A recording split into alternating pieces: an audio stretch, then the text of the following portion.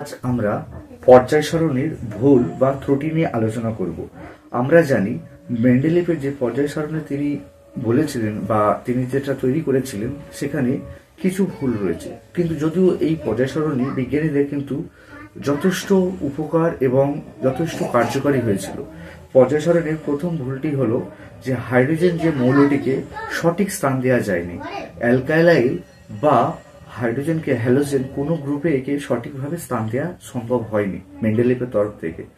দ্বিতীয় নম্বর ভুল হলো যে একই মৌলের বিভিন্ন আইসোটোপগুলো হয়ে থাকে, যেমন কার্বনের বিভিন্ন আইসোটোপ হয়ে থাকে, সেই আইসোটোপগুলোর পারমাণবিক ভর তাহলে সেগুলো আলাদা, কিন্তু তাহলে সেই হিসাবে মেন্ডেলিভের পর্যায় সারণীর সূত্র অনুযায়ী সেগুলোকে তাহলে আলাদা গ্রুপে রাখা তাদের উচিত।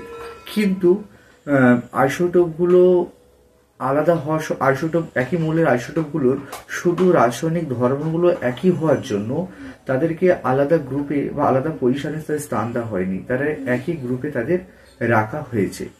3 নম্বর হলো এমন কিছু মৌল রয়েছে যাদের পারমাণবিক ভর অনেক বেশি, কিন্তু সেগুলোকে বেশি হওয়া সত্ত্বেও সেগুলোকে আগে রাখা হয়েছে, কিন্তু কম পারমাণবিক ভর সম্পন্ন মৌল সেগুলোকে দূরে রাখা হয়েছে। কিন্তু মেন্ডেলিভের সূত্র অনুযায়ী পারমাণবিক ভর ক্রমবর্ধমান, অর্থাৎ প্রথমে কম পরিমাণ পারমাণবিক ভর, তারপরে বেশি পারমাণবিক ভর, কিন্তু এক্ষেত্রে কিছু ভুল করা হয়েছে। যেমন আর্গনের পারমাণবিক ভর 39.91, সেটাকে আগে রাখা হয়েছে। কার আগে রাখা হয়েছে? পটাশিয়ামের।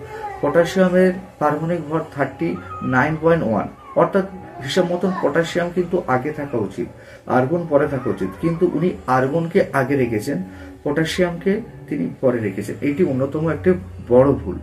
এছাড়া ল্যান্থেনিডিস এবং অ্যাক্টিনিডিস গ্রুপের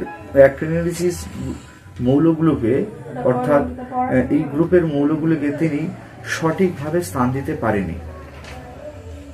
এছাড়া তিনি এ এবং বি সাবগ্রুপগুলো সৃষ্টি করেছিলেন, কিন্তু এ এবং বি সাবগ্রুপগুলোতে যে মৌলগুলোকে রাখা হয়েছে তাদের শুধু যোজ্যতাই একই, কিন্তু এছাড়া তাদের মধ্যে তেমন কোনো সাদৃশ্যতা থাকে না।